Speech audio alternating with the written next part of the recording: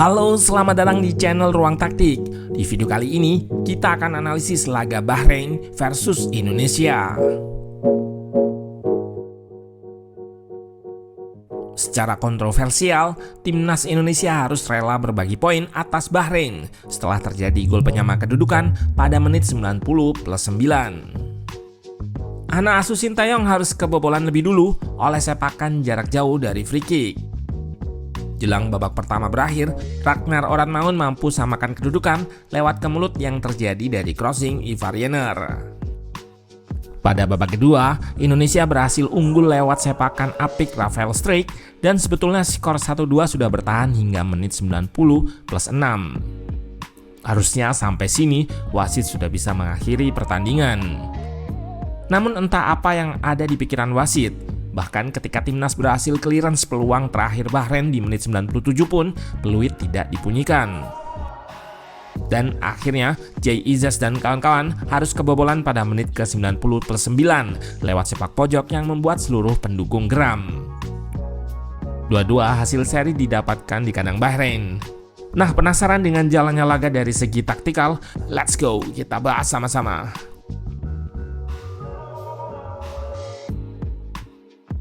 Sebagai tuan rumah, Bahrain turun dengan formasi 4-4-2. Duo striker di depan diisi Kamil Al-Aswad serta Mahdi Hasan. Marhun sang pencetak 2 gol ditempatkan di sisi kiri. Sementara timnas Indonesia turun dengan formasi 3-4-2-1 atau 3-4-3 atau 5-4-1 ketika bertahan. Trio center back diisi Hilgers, Jordi Amat serta Jay Izzez. Mereka diapit Walsh serta Verdong. Di tengah diisi Haye serta Jenner. Lini depan diisi trio Malik Rizaldi, Oratmangun serta Rafael Struijk. Ketiga penyerang ini bergerak sangat cair. Timnas Indonesia menggunakan struktur build up awal dengan 3 center back yang salah satunya akan naik ke tengah, yaitu Jordi Amat di babak pertama. Build up atau bangun serangan ini melibatkan kiper, sehingga timnas unggul jumlah di lini pertama. 3 pemain versus 2 pressure Bahrain. Tetapi 2 pressure Bahrain ini akan langsung aktif press agresif ketika bola digulirkan ke sisi tertentu. Ini membuat opsi umpan terbatas. Akibatnya timnas cukup banyak melakukan umpan direct ke depan yang sebetulnya kurang efektif. Terlihat dari passing map di babak pertama, banyak sekali umpan jauh yang gagal. Inilah kenapa taktik sepak bola modern banyak menggunakan build up pendek lantaran bermain langsung ke depan kurang efektif.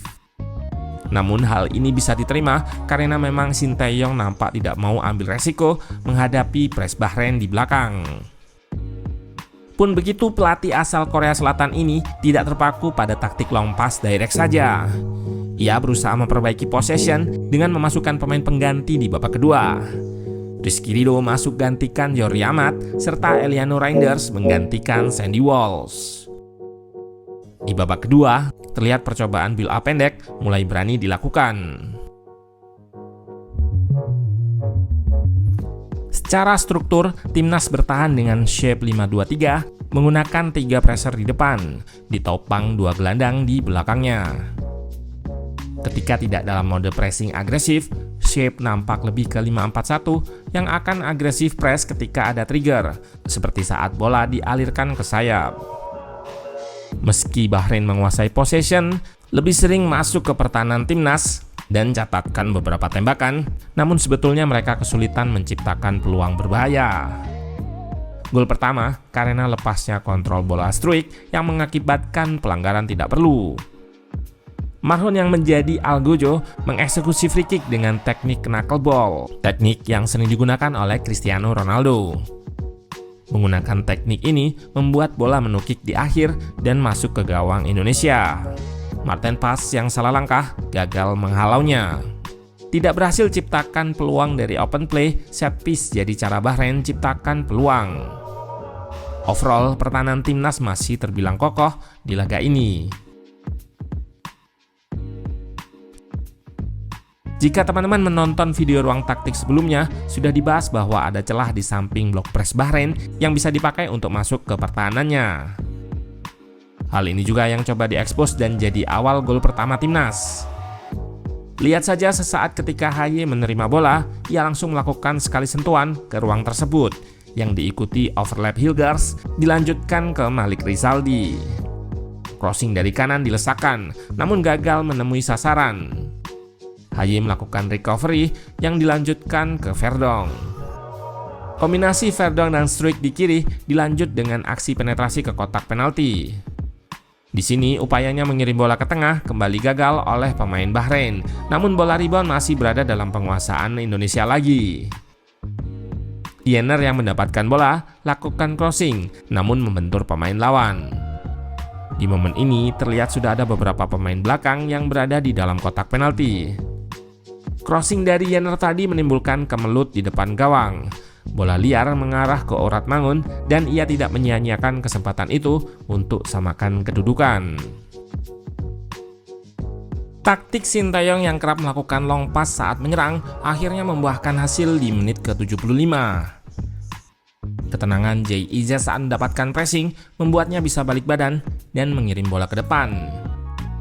Keputusannya itu mengeliminasi blok press pemain Bahrain yang berada di depan.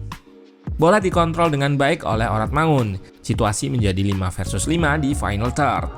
Marcelino melakukan aksi individu dan sempat mendapatkan tackle, namun bola mengarah ke Tom Haye sehingga wasit memutuskan play on. Ia melanjutkan serangan ke Struijk.